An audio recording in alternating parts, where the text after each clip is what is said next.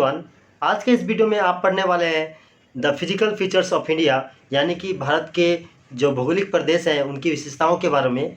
तो उनको हम पॉइंट करके पढ़ रहे हैं और इसको कई भागों में बांटा गया है, जिसके बारे में मैंने आपको हमारे शुरुआती के वीडियोस में बताए हैं। साथ ही साथ हम एक एक करके द नॉर्थन माउंटेन्स के बारे में पढ़े, फिर नॉर्थन प्लेन्स के बारे में पढ़े, द पेनिनसुलर प्लेट्यूज के बारे में 2 वीडियो में हमने पढ़े हैं। और आज हम लोग शुरू करने वाले हैं the fourth most important point, the Indian desert, यानी कि भारतीय मरुभूमि, मरुस्थल के बारे में आज हम पढ़ने वाले हैं। तो इस वीडियो में अंत तक बने रहें। साथ ही साथ अगर आप हमारे channel virtual Vidya learning today reading tomorrow में अगर आप नए हैं तो जल्दी से जल्दी हमारे चैनल को सब्सक्राइब कर दे, बेल बटन को भी प्रेस कर दे ताकि आगे आने वाली वीडियोस के नोटिफिकेशंस आपको रेगुलरली मिलती रहें। साथ ही साथ वीडियो को लाइक करते हुए अपने सभी स्टडीज ग्रुप में हमारे वीडियो को शेयर करना ना भूलें। अगर आप क्लास 9 में पढ़ते हैं या 12 में, या फिर आप किसी भी गवर्नमेंट एग्जाम्स की तैयारी करते हैं, जॉब के रिगार्डिंग कंपटीशन की तैयारी, तो ये वीडियोस आपके लिए बहुत ही इंपॉर्टेंट हो सकती है, इसलिए वीडियो को अंत तक जरूर देखें। साथ ही साथ मैं आपको बहुत सारे फैक्ट भी बतलाऊंगा जो आपको इसको याद रखने के साथ साथ आपको इसको समझने और इसको आपके एग्जाम्स में अच्छे से लिख करके अच्छे मार्क्स पाने के लिए भी बहुत ही इंपॉर्टेंट होंगे। तो चलिए शुरू करते हैं आज का यह मोस्ट इंपॉर्टेंट पॉइंट और यह वीडियो, द इंडियन डेजर्ट। आज हम लोग पढ़ने वाले हैं द इंडियन डेजर्ट के बारे में, यानी कि भारतीय मरुभूमि। पहले मैं आपको नोट्स पढ़ाऊंगा और अंत में मैं आपको इसका समराइज करने वाला हूं। तो सबसे पहले हम नोट्स पढ़ते हैं। तो इंडियन डेजर्ट सबसे पहले कहाँ पर है, लोकेशन के बारे में इसके जानते हैं। तो आप यहाँ पर इंडिया का मैप देखेंगे। इंडिया के मैप में अगर आप पॉइंट आउट करेंगे तो इंडिया के वेस्टर्न साइड में जो ग्रेट इंडियन डेजर्ट आपको लिखा होगा, द ग्रेट इंडियन डेजर्ट, ये जो प्लेस है ये पूरा का पूरा ग्रेट इंडियन डेजर्ट के अंतर्गत आता है। तो अभी हम इसको एक्सप्लेन करने वाले हैं, साथ ही साथ इसको लाइन बाय लाइन हम इसके बारे में और अधिक जानकारी लेने भी वाले हैं। तो चलिए आगे बढ़ते हैं।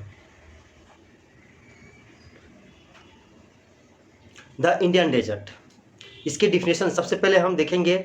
डेजर्ट का डिफिनेशन, कई बार बच्चे ये पूछते हैं सर डेजर्ट तो हम समझते हैं मरुभूमि है, बालू का जगह है, ये डेजर्ट इसको कहते हैं। लेकिन डेजर्ट माय डियर स्टूडेंट्स, मैं आपको बतला दूं, डेजर्ट कई तरीके के होते हैं। मान लीजिए कहीं पर सिर्फ बालू है, मरुभूमि है, खेती बाड़ी नहीं होती, लोग नहीं रहते, वह भी एक डेजर्ट है। लेकिन अगर आप सुनेंगे शीत मरुस्थल, ये भी सुने होंगे, साइबेरिया, वो एक ऐसा डेजर्ट है जहाँ पर बालू तो नहीं है, चारों बर्फ ही बर्फ है। वहाँ पर ज़मीन का एक टुकड़ा भी देखने को आपको नहीं मिलेगा, लोग भी बहुत कम रहते हैं। साथ ही साथ वहाँ पर जीव जंतु पेड़ पौधे भी बहुत कम देखने को मिलेंगे और ख़ास जाति के देखने को मिलेंगे। तो वो भी एक डेजर्ट है जहाँ पर लोग नहीं रहते, वीराना हो जाता है जो जगह, वो भी डेजर्ट कहलाता है। A large area of land usually covered with sand. हम इसमें डेजर्ट का डिफिनेशन ये दे सकते हैं according to Google, a large area of land, एक बड़ा विस्तृत क्षेत्र, यूजुअली कवर्ड विथ सैंड, जो लगभग बालू से ढका होगा, दैट इज हॉट, जो गर्म होगा, and has very little water and very few plants, that is called desert. तो ये डिफिनेशन आप गूगल के अकॉर्डिंग लिख सकते हैं, जो भी सैंड डेजर्ट के बारे में हो तो इसमें आप ये डिफिनेशन लिख सकते हैं।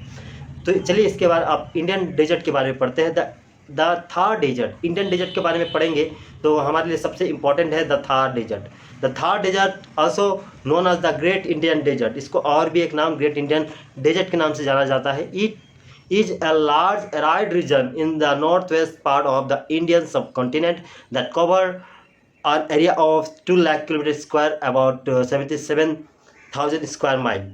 ये भारत के नॉर्थ वेस्ट में स्थित, मतलब उत्तर पश्चिम में स्थित यह एक डेजर्ट है जिसका जो क्षेत्रफल है वो 2 लाख वर्ग किलोमीटर में फैला हुआ है, और माइल में इसको निकालेंगे 77,000 यानी कि 77,000 आएंगे। And form a natural boundary between India and Pakistan, और यह एक प्राकृतिक बाउंड्री भी बनाया है भारत और पाकिस्तान के बीच।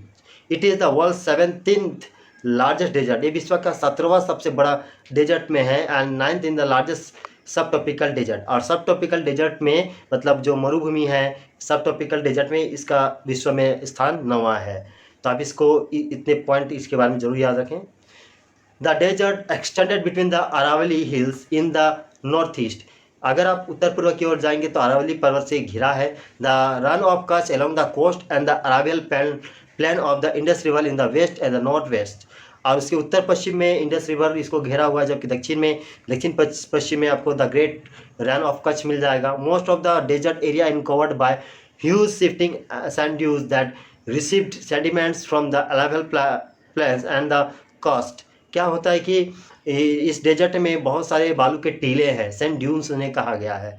वो शिफ्टिंग होते रहते हैं क्योंकि हवाओं का जो छोर है वह बदलता रहता है, इसलिए ये जो सैंड ड्यून्स हैं उनका भी मूवमेंट चलता रहता है। आप इसको ज़रूर याद रखेंगे। तो ये बालू कहाँ से आते हैं? जो मैदानी भाग है लेवल सॉइल से बनी हुई जलोढ़ मिट्टी के जो मैदान है वहाँ से जो हवाएं चलती है, नदियाँ बहती है, वो अपने साथ हवाएं और नदियाँ अपने साथ बालू वगैरह यहाँ लेके आती है। The sand is highly mobile you due to strong wind according before the onset of the monsoon.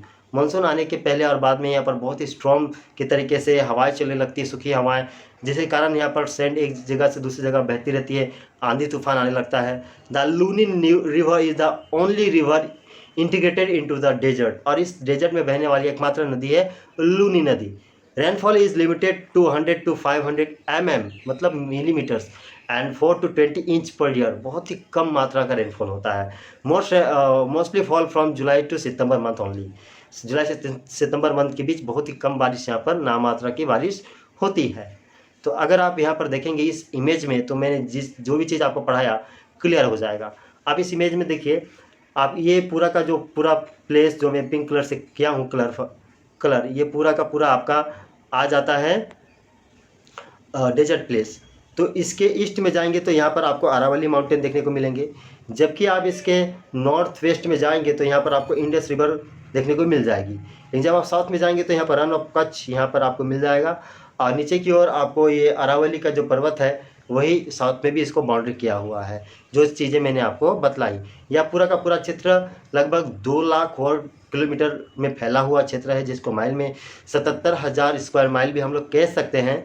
और यहाँ पर बहुत ही कम बारिश होता है, 100 से 500 millimetre only, not 1 centimetre, all are in millimetre. बहुत ही कम बारिश यहाँ पर होती है।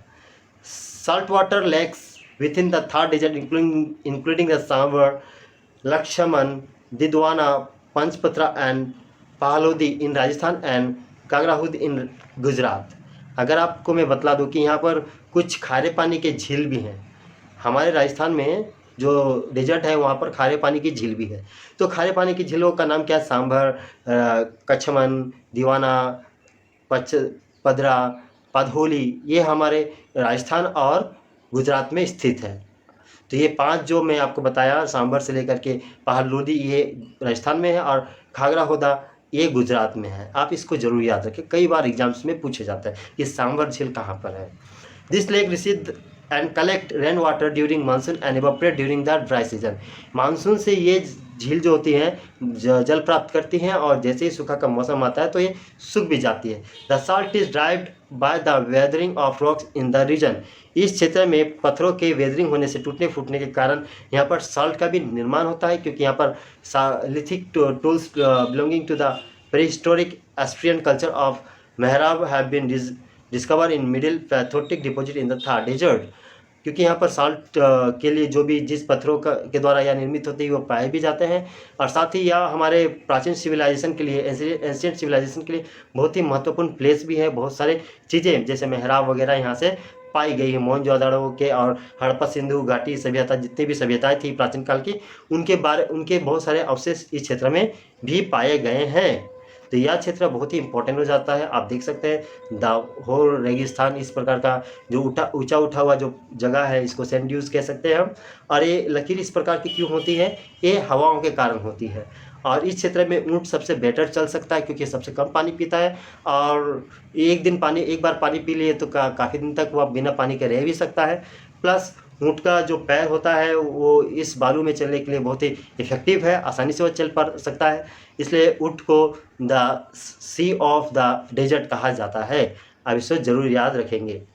तो चलिए मैं आपको एक्सप्लेन करता हूँ कि why the western part of India has desert. भारत के पश्चिम क्षेत्र में डेजर्ट क्यों है? सबसे पहले मैं बताऊँ, अगर डेजर्ट नहीं होने का मेन कारण क्या होगा? बारिश। जिस क्षेत्र पे बारिश होगी वहाँ पर तो डेजर्ट होना ही नहीं है, मतलब बहुत ज़्यादा बारिश होगी या नदियाँ होंगी। लेकिन अगर जब भारत आप देखते हैं इंडियन मैप, तो मैं आपको बता दूं कि भारत में मुख्य रूप से बारिश मानसून के कारण होती है, जो आज के मुख्य रूप से जून, जुलाई, अगस्त, सितंबर, ये 4 महीने बारिश होती है। तो जो भी हवाएं होती है बरसात के लिए, वह अरबियन सी या फिर बे ऑफ बंगाल में उठती हैं। तो ये जो अरबियन सी या बे ऑफ बंगाल में जो हवाएं, वहाँ पर हवाएं उठती है इंडिया में बारिश के लिए, वे हवाएं जो बे ऑफ बंगाल में उठती है वे इधर की ओर बहती है, हिमालय की ओर, उत्तर की ओर। उत्तर की ओर बहते हुए ये पश्चिम की ओर मुड़ती है। तो जब ये उत्तर की ओर बहती है तो यहाँ पर हिमालय पर्वतों का श्रृंखला है, जिसे टकरा करके भारत के पूर्वी क्षेत्र में बहुत अधिक बारिश होती है।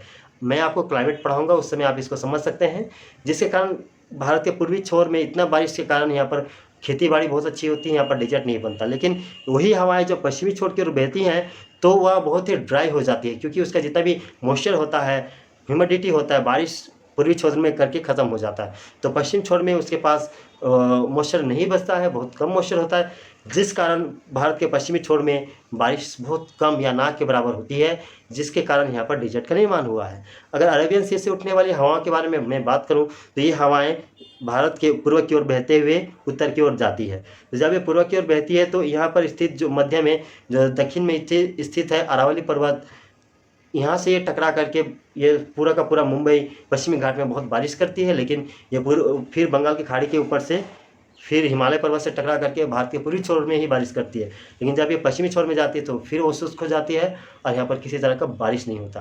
तो जिस कारण यहाँ पर भारत के पश्चिमी छोर में राजस्थान भी पाया जाता है। कई बार आपको पूछा जाता है why in the western side of the India has deserted, भारत के पश्चिमी छोर में डेजर्ट का निर्माण क्यों हुआ है, तो इसका एकमात्र उत्तर यही होगा। और यहाँ पर जो नदी एकमात्र नदी बहती है जिसका नाम है लूनी नदी, वह एक अंतर्देशीय इंटरकॉन्टिनेंटल रिवर है। मतलब वो देश हमारे देश से ही निकलती है और देश के अंदर ही समाप्त हो जाती है, किसी महासागर में नहीं गिरती है। आप इस बात को भी याद रखें। ये दो मोस्ट इंपॉर्टेंट फैक्ट मैंने आपको इस वीडियो में भी बतलाया है।